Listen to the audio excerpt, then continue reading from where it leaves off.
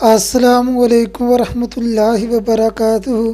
امید ہے آپ سب اللہ پاک کی رحمت سے ٹھیک ہوں گے۔ اللہ پاک سے دعا ہے اللہ پاک آپ کو دنیا و آخرت میں کامیابی عطا فرمائے۔ اللہ پاک آپ کے گھر کو خوشیوں کا گہوارہ بنا دے، آمین ثم آمین۔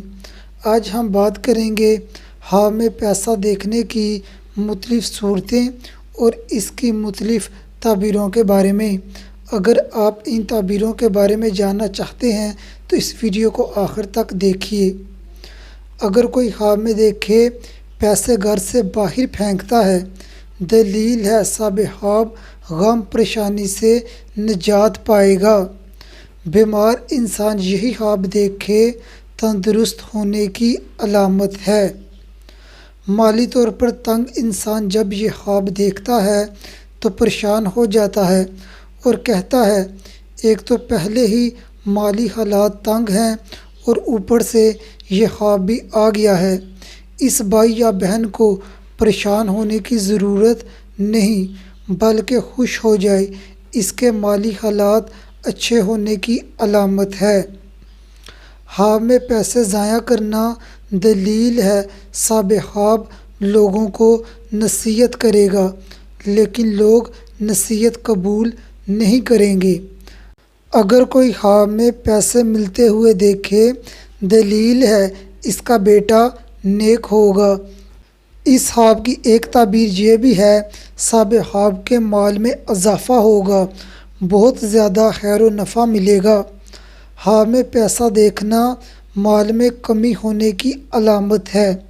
ایسا خواب دیکھنے والے کو چاہیے زیادہ سے زیادہ استغفار کرے، دعا کرے اور اپنی طاقت کے مطابق صدقہ دے۔ صدقہ مصیبتوں کو ٹال دیتا ہے اور دعا سے تقدیر بدل جاتی ہے۔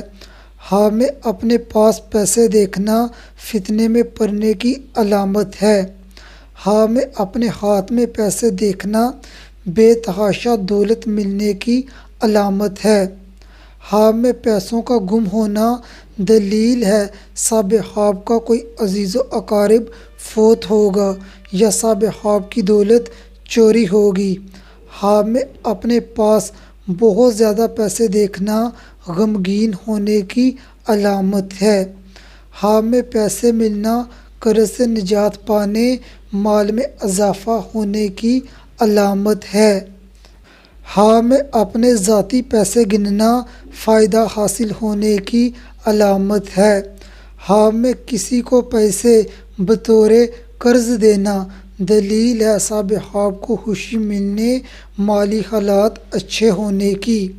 خواب میں پیسے کسی کو بطور تحفہ دینا، جس انسان کو پیسے دیے ہیں اس کے ساتھ محبت کرنے، صاحب خواب کی عزت میں اضافہ ہونے کی علامت ہے۔ اگر آپ نے کوئی خواب دیکھا ہے اور اس کی تعبیر جاننا چاہتے ہیں تو کمنٹ کریں۔ اگلی ویڈیو میں ملتے ہیں، تب تک اپنی دعاؤں میں یاد رکھنا۔ السلام علیکم ورحمۃ اللہ وبرکاتہ۔